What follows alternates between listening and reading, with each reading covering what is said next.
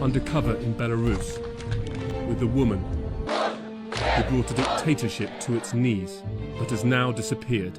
I think it may be the end of the road for us, and it's probably time for us to go. This is the woman leading the charge in Europe's last Soviet stronghold. Считаю, что будущее белорусского народа стоит того, чтобы здесь остаться и многим рисковать.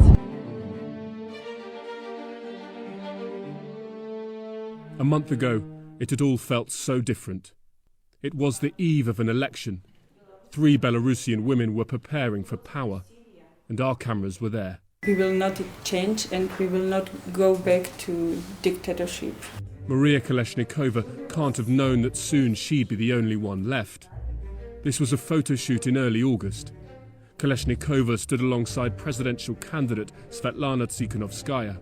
Tsikhanovskaya was only running because her husband had been arrested.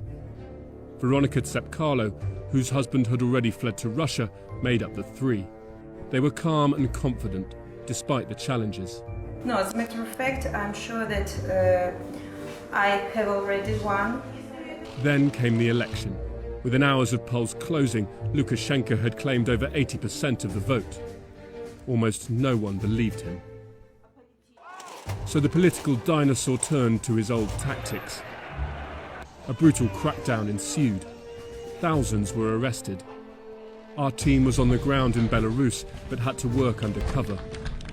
We've been moving location every couple of nights where we've been staying to make sure we're safe.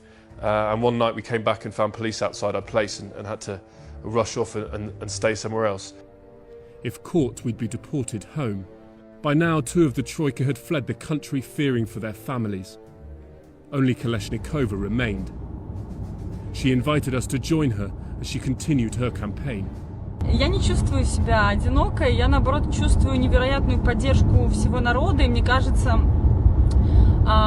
тот факт, что я никуда не уехала, не собираюсь уезжать, как раз еще больше консолидировал белорусов и еще больше добавил им веры в то, что вместе мы сможем победить. Repression here was nothing new, but this time protesters were documenting the crackdown.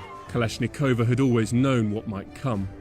Я абсолютно осознавая все риски, и у меня никаких иллюзий не было, как сложно это может быть. This isn't the first time that Belarus has seen mass protests. In 2010, riot police violently suppressed and arrested hundreds of demonstrators, including at least 5 opposition candidates. Yet taken at face value, Alexander Lukashenko's election record makes for impressive reading. Since 1994, widely seen as the first and last free and fair election in the country, he has won 5 successive polls in Belarus, with more than 75% of the vote each time. Yet by 2020, despite state control of most media, the opposition could still share their message. Encrypted apps like Telegram and WhatsApp meant that videos of fraud, violence and political repression could spread like wildfire, igniting a movement like never before.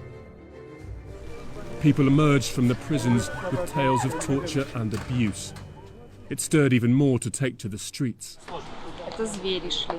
Причем не просто звери, а бешеные, которых отстреливать надо. By now, Tsikhanovskaya had made it to Lithuania. Люди, берегите себя, пожалуйста. Ни одна жизнь не стоит того, что сейчас происходит.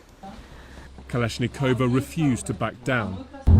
Я чувствую не давление, а скорее очень большую ответственность, и для меня это очень важно. Но в то же время я чувствую очень большую любовь этих людей ко мне. Her troika was disbanded for now, but the streets still seemed to be with her.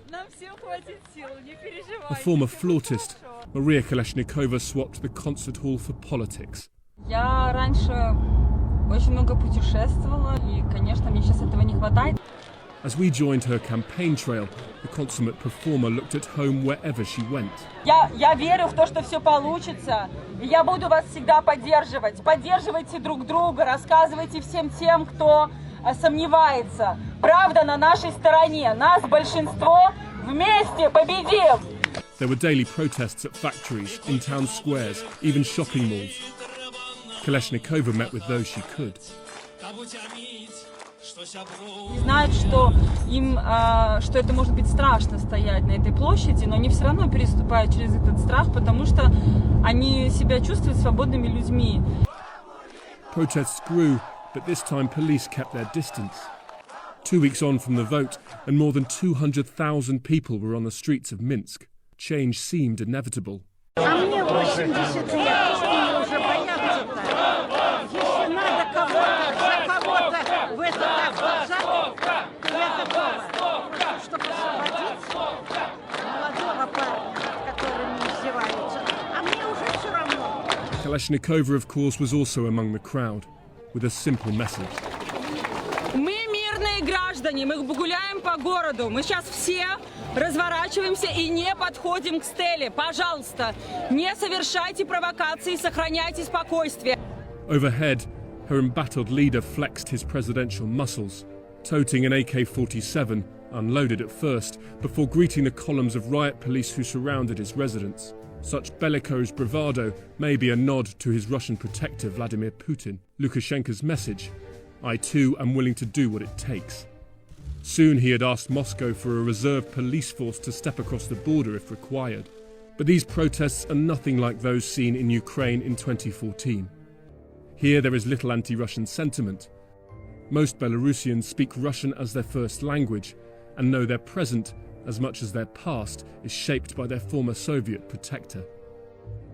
Almost 50% of Belarus's trade is with Russia, and despite a tempestuous relationship, Putin has long propped up Lukashenko with cut-price gas in exchange for loyalty. In Belarus, the price of protest can be high. Nikita Krivstov was last seen alive on the 12th of August. The 28-year-old had been protesting over the disputed election. 10 days later, his body was found hanged in the woods.